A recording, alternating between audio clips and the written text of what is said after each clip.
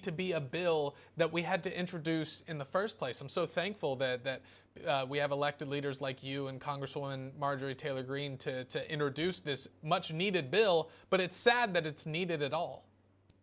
Yeah, but I'm so grateful that you shed light on this and are showing and showed Chloe's testimony. It's so compelling. And look, having been a former prosecutor, a felony judge for a decade, uh, we have laws. Every state has laws. Federal government has laws. Like, for example, she said at 13, they started giving her the puberty blockers, they did the radical mastectomy. Well, we have laws that say if someone is under age, like 13, 15, and anyone touches any of their private parts, then they can go to jail for that.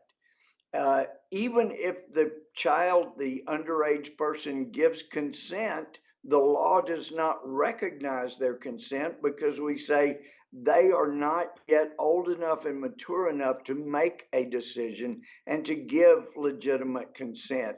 And then here we come, and you're going to cut body parts off. And by the way, Johns Hopkins Johns Hopkins Hospital was the first hospital in the United States to do sex transition or sex change surgeries, and they did that for decades. And then Dr. John McHugh, or Paul McHugh rather, was he was the head psychiatrist there at the hospital, and he ended up saying, "We did a study, we did a survey of the people that we had transitioned, and they were no better off."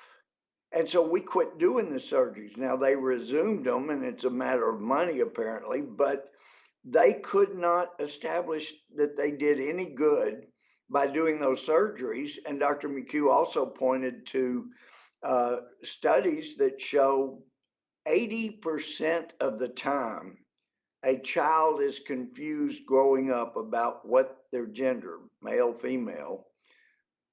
It goes away without any treatment, without any therapy, without anything else. And the most extensive study ever done was by a Swedish institute, and they followed people for 30 years that had sex reassignment surgery. The most compelling statistic was if you have sex change surgery, you're 20 times more likely to kill yourself. Who would want to do that to a child? It is outrageous.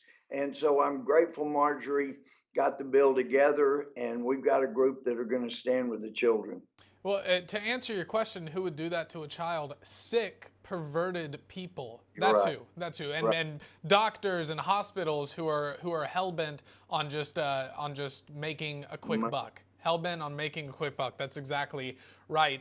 You know, we often get accused by the left. They say, you know, if we don't allow these children to transition, they're going to commit suicide because they're in the wrong body and they need to have their identity affirmed. Well, there's no difference in the suicidality before and after, virtually zero difference in the suicidality of people who transition before and after their transgender surgery. So it's a baseless claim to make in the first place. And if anything, I would say that, you know, obviously we know that this is validating a lie. It's validating something that's false, and it's foisting an identity crisis on these children. If they're going on to commit suicide, and some of them are, and that's a terrible thing, it's not because of backlash. It's not because conservatives have said, no, you're actually not a girl, you're a boy, or no, you're actually not a boy, you're a girl.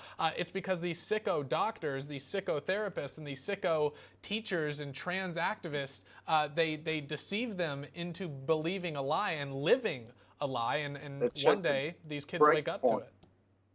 Great point. And I heard a young woman on television saying that she went through the horrors of all of that. And it was because she had middle school teachers who said, look, if you ever look in the mirror and you're uncomfortable with what you see, that means you're trans. And she kept hearing that and went, wow, must be trans. Addison, I don't know anybody in middle school that at some point didn't look in the mirror and was very uncomfortable, very unhappy. That's why those are such uncomfortable years. But then to give someone puberty blockers before they go through, it'll stunt their growth, it can cause infertility, it can change their personalities. And poor Chloe, what Mm, a jewel of a person.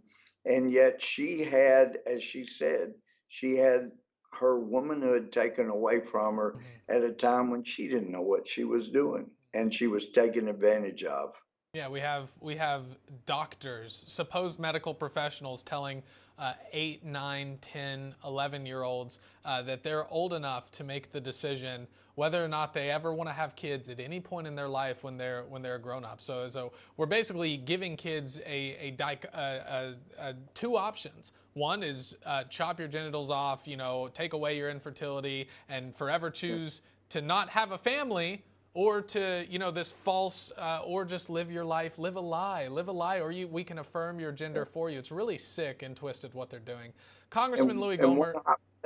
yeah, one quick Yeah. hypocritical part. We've heard Democrats and bipartisan talk about the horrors of genital mutilation and how we had to outlaw that. Hmm. This is genital mutilation. Yeah. Yeah, that's exactly what it is. Congressman Gohmert, I really, really appreciate having elected leaders Thanks, like you are speaking out about this. Thank you for joining the show, really.